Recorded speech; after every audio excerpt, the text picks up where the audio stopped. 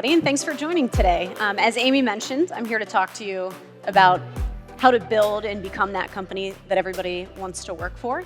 And I am currently Chief Marketing Officer, Chief Strategy Officer, and Acting Chief Technology Officer at GitLab. For those of you not familiar with GitLab, GitLab is a DevSecOps platform that provides a software platform for companies out there that really need to build, secure, and deploy their software more efficiently, so essentially every company. But more importantly for today, GitLab has also always been a remote company since it was founded in 2011. So never had a headquarters, never had an office culture. We have employees in over 62 countries, and we are proud to announce that exactly 10 years since our first code check-in as an open source project, we IPO'd. So that was last October. But what was really important about building the foundation of a remote company is really fostering this transparent, values-based foundation that everybody believes in, that everybody's part of. And that really helped us in navigating and, quite honestly, even thriving through what we just have been through in the pandemic and whatever is ahead. And so today I'm excited to share with you some tips and tricks that we've learned over time. Because what's next, nobody really knows. We already mentioned the economic climate. We have no control over that. But also, no matter if you're a seed company, Series C, or recently public like GitLab, you're going through some kind of transformation, always. And then, of course, competitors are everywhere, whether it's the new, what we like to call ankle biter coming in to try to build into your space, or a lot of us have experienced big cloud trying to take over your customer base and your product space. And so from that perspective, it really leaves this massive amount of uncertainty within your employee base. And that's unfortunate because there's also a massive amount of burnout from what we just experienced over the last 2 years. And so it's really important to build this right culture to get people energized, avoid burnout, and really start to squash some of that uncertainty. Now, I mentioned I'm CMO, CSO, and acting CTO, but the other thing I didn't mention is I'm a dog parent. And one thing I am never uncertain about is how my dogs feel. And that is because we can't verbally communicate. And so from the beginning, you bring puppies home, and you have to build this really trusted, emotional connection with them. So there's never any doubt in my mind if my dogs are hungry, if they're tired, if they want to play. And if you all want to guess what they're waiting for here, it is, of course, they're waiting for their ball. They love playing ball, and I can tell by the look that they're giving me. That is not as simple as people. These are my easiest employees, let me put it that way. Because people have to build that trusted relationship, and they have to really work with you to understand how they can be transparent. And so that's really, really important because we know, if we flip it back to people, from surveys, this is just one glimpse at one, how much greater satisfaction that employees have when they feel like they're part of this transparent culture. So any guesses out there? 3x happier, 7, 10, show of hands, 12? It's a crazy amount. 12 times happier when they feel like they can thrive in this culture built upon transparency. And now on the flip side, we know how people feel when they're not part of a transparent culture. And so the Dalai Lama says it best that a lack of transparency results in distrust and a deep, deep sense of insecurity. And I have a personal story here. Several companies ago, by no means my current company, I reported to a CEO who did not like being transparent. And that's not necessarily as a company, but literally with the people that reported to them. And what this left was a feeling of deep insecurity for myself and my peers. Sometimes a new C-level would show up on day one, and we had no idea the person had been hired. Sometimes we would find out that we acquired a company and none of us had input into it.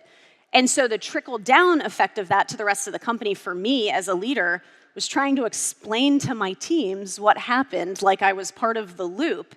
And of course, there was no trust there, and that didn't last long. Most of us don't work there anymore. So I felt firsthand how important it is and why I felt like GitLab was the perfect fit in that we are overly transparent about everything that we possibly can be. Because quite honestly, if you think about it, most of us would not stay in a personal relationship if there wasn't trust. So why would we stay at a company when we didn't feel that? It's just not human nature. And so that's why I find myself at GitLab and why I find it so important to be part of this transparent culture. And I think that you need to start with this. You can't build culture later. You have to build culture from the beginning, iterate on it, and really evolve it. But it's hard to go back and change after you've grown up as a company, the culture as a whole. And I'll give you a quick example. Our CEO is also our co-founder. And he today, even as a public company, has something called a CEO shadow program. So whether you're an intern that is just at the company for the summer, all the way through, an engineer, all the way to a VP that wants to learn more about what it's like to be a CEO, you can apply to shadow Sid in all of his meetings. There'll be one or two here or there that, of course, are private and they can't join. But even my one-on-ones with him every week, I just have a person on the Zoom screen sitting there. And it's awkward at first, by the way, but you get used to it, that these people are following Sid and understanding what it's like to be part of the day-to-day of a CEO. And what I find even cooler is at the end, he sits them down and he says, what could I have done differently? What meetings did I show up well, and what advice do you have for me in the ones that I didn't? That, when you build that from the CEO down, that is a really, really cool environment to be part of. And our mission at GitLab is everyone can contribute, and no better way than asking for feedback all the way from the CEO, from somebody that just shadowed them. So just one example of ways that you can do this.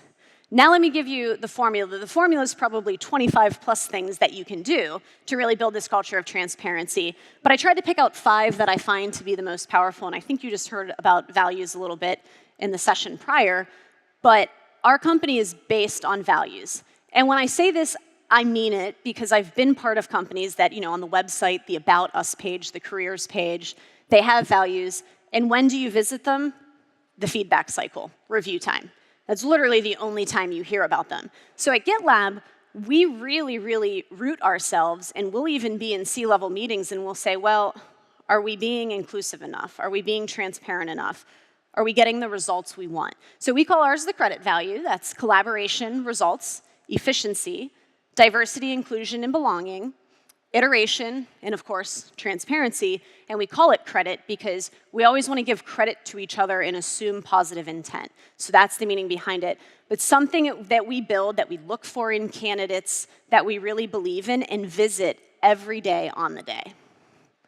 The second one is being open about as many things as possible. This is another one that was a little bit of a shocker. I've only been at GitLab for 6 months, so I'm still adjusting. But every single meeting on your calendar is open to everybody in GitLab by default. Of course, again, if it's a people or an HR thing, you can flip it. But the default is open. Everybody can see what you're up to.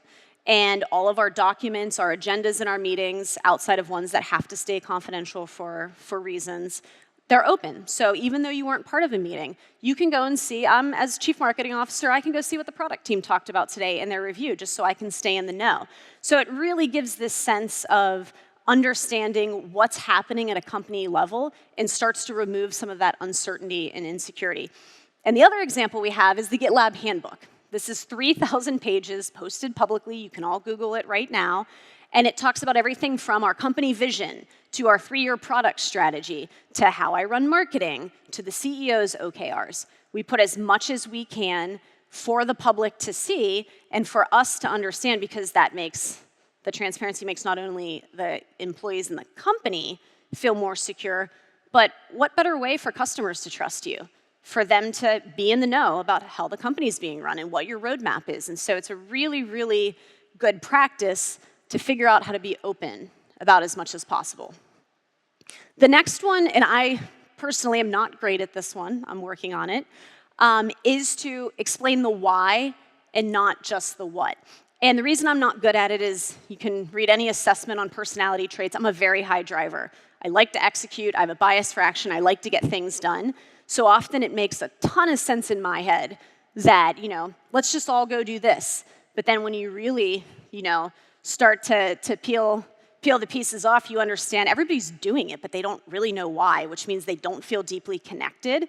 and they just feel like they're being micromanaged. So really trying to understand and explain the why is very, very important in building this culture. The next one is keep going. Times will get tough as you become a more transparent company. You'll always have what I like to refer to as bad actors.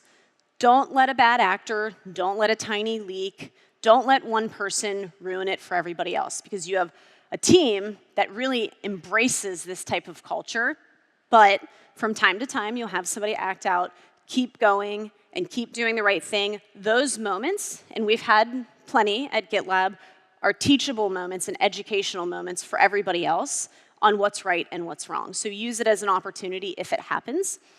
And then finally, that constant feedback loop. Now, I mentioned how Sid asks for feedback, but when it comes to feedback, it's really good to do it, directly. Don't beat around the bush. Be super honest, but also balance the good and the bad. Nobody always wants to hear about how bad things are going or what they can do better. And lots of us in this room have probably had executive coaching. Throw out the whole, give a compliment before you give. Everybody sees those patterns. Give a compliment and then give the two bad things. So if you can balance it, it'll really help people trust you. It'll really help with that transparency. I think that this is a super important one. And the other thing that I hold myself accountable to and all of my leaders is nobody should be surprised at review time. If they are, you didn't do your job. Because review time shouldn't happen on whatever basis your company does. It should be constant, and you should be asking constantly for feedback on yourself as well. And so, of course, the benefits are massive if you can figure out how to build this culture of transparency. Alignment, and that starts with candidates coming in. When I interviewed at GitLab, I would say 50% of my interview was, can she be a CMO? Does she understand strategy? Check, great. The rest of it, in retrospect, and I go back and think about it, was me spending time with the CEO and the people person and our CRO, who's my closest counterpart, and making sure that I'm a good values fit. That's very, very important, because you bring in some of the wrong people, you can really start to see that shift and that misalignment within the culture. The second is efficiency, and there's no better time than now to really reap those efficiency benefits, become more productive as a company, which then, by the way, becomes your competitive advantage.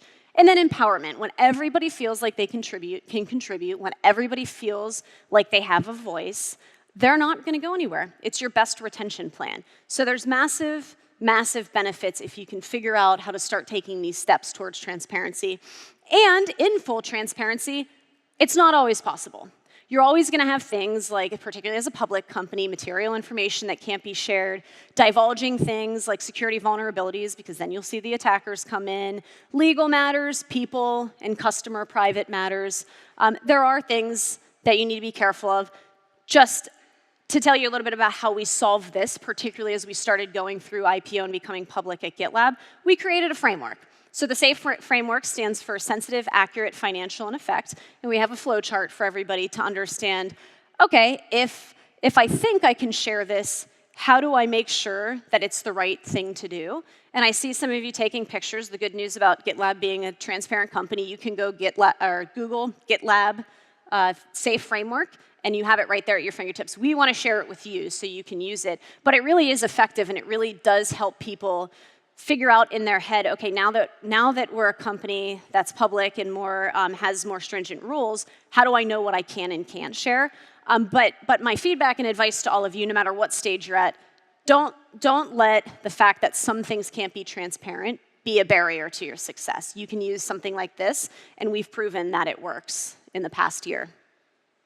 And so, get started. My advice to everybody here is pick one. Don't try to boil the ocean and go through them all. But we can't control the economic climate. We can't control the fact that no matter what stage, you're always going to be in some sort of transformation, and competition's going to rise, which is going to just naturally, as humans, bring that uncertainty. But what we can do is build this culture of transparency to really build that trust framework and remove that uncertainty. So if you break down this barrier, you are well on your way to becoming that company that everybody wants to work for. I appreciate everybody's time today, and I hope you enjoy the rest of SaaStock and your time in beautiful Dublin. Thank you.